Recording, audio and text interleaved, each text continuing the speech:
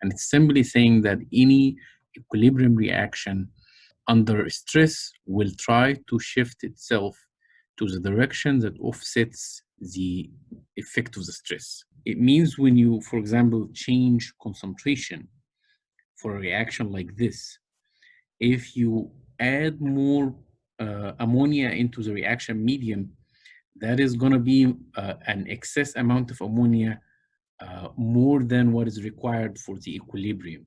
So the equilibrium will shift itself to go in the left-hand side direction to consume the added ammonia and decompose it back to some of the reactants just to get the whole system back to the same ratio of equilibrium for the reaction, or to get the reaction quotient back to the same value of the equilibrium constant of the reaction.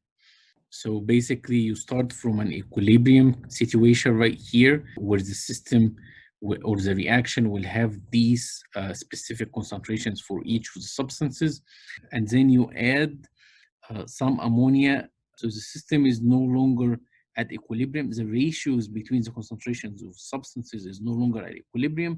So it will try to go back to the equilibrium ratio by consuming some of the added ammonia, decreasing the amount of ammonia in the reaction medium, and making some of the reactants in the reaction medium till it goes back to the same ratio of concentrations as it was before.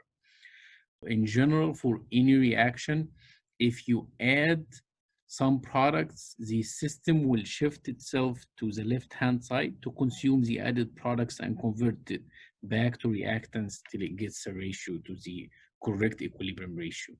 And the opposite will happen when you remove some products. When you remove the products, the system is going to shift to the right-hand side, try to make some more products to offset the decrease in the concentration of products in the medium. And same thing for reactants. If you increase reactants, this is going to push the reaction to the right-hand side to consume the added reactants. And if you decrease the reactants, it's going to shift it backward to the left-hand side to try to make some reactants to offset the decrease in the reaction concentration. This reaction right here, if you start the reaction at equilibrium with these concentrations right here, so these are the equilibrium concentration for each substance. So you add some ammonia to the reaction till you increase the concentration of ammonia up from 1 mole to 3.5 mole. This is no longer the correct ratio of concentrations for equilibrium for this reaction. So what will happen is that since you have too much of ammonia in the reaction medium, the reaction will shift backward to offset or consume the amount of ammonia added till it reaches equilibrium again. This is according to Le Chatelier's principle.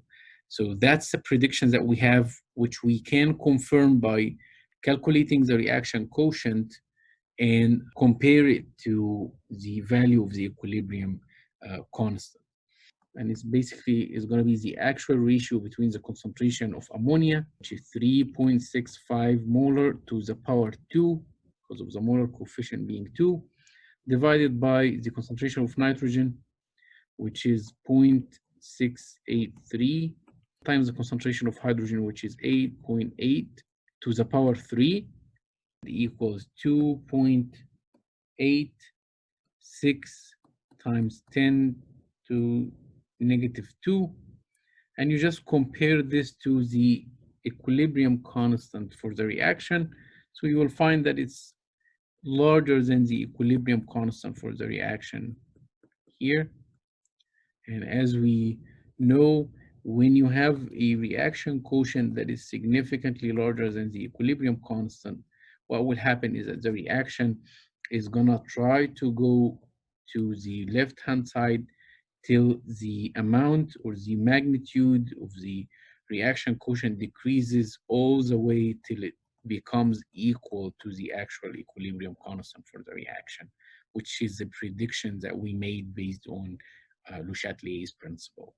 So if we go back to the example that we discussed previously, which is the water gas shift reaction between carbon monoxide and hydrogen to make methane and water. We calculated the equilibrium concentrations for each of these substances to equal these values right here in the previous slides, and we calculated the magnitude of the equilibrium constant for the reaction. So what happens if you somehow removed all the amount of water? So according to Le Chatelier's principle, what do you expect to take place? You removed some of the products. So according to Le Chatelier's principle, the reaction should shift to the right-hand side, trying to make some products or some water to offset the sudden decrease in the amount of water in the reaction medium. We can actually confirm this prediction and calculate the amount of change that will take place using the ICE strategy.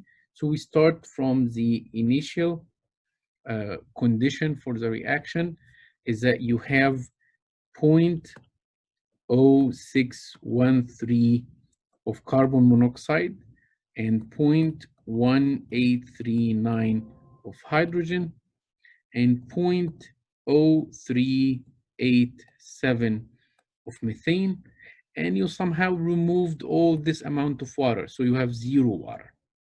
So that's the initial condition, which is obviously not at equilibrium. So you predict the change to take place, and according to Le Chatelier's principle, we predicted that the reaction will shift to the right-hand side, trying to make some water to offset the change in the concentration of water. So an X amount of carbon monoxide will react with 3X amount of hydrogen to produce 1X of methane and 1X of water.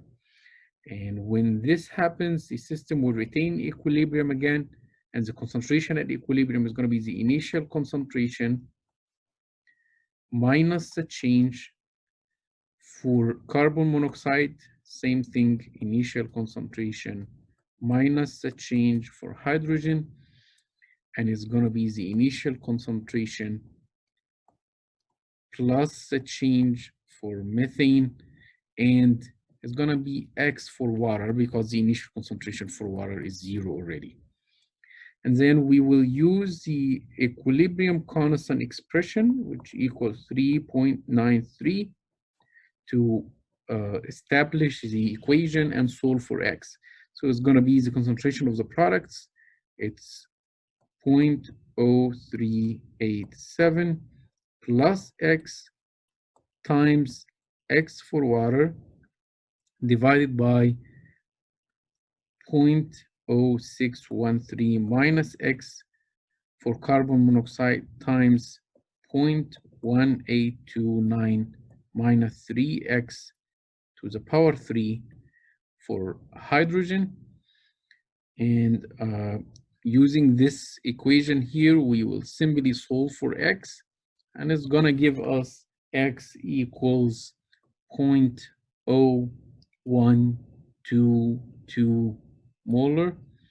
So that's the increase that will happen to the concentration of methane. So the concentration of methane at equilibrium, when the system reestablishes equilibrium, is going to equal the initial concentration plus 0.0122, 0.0509.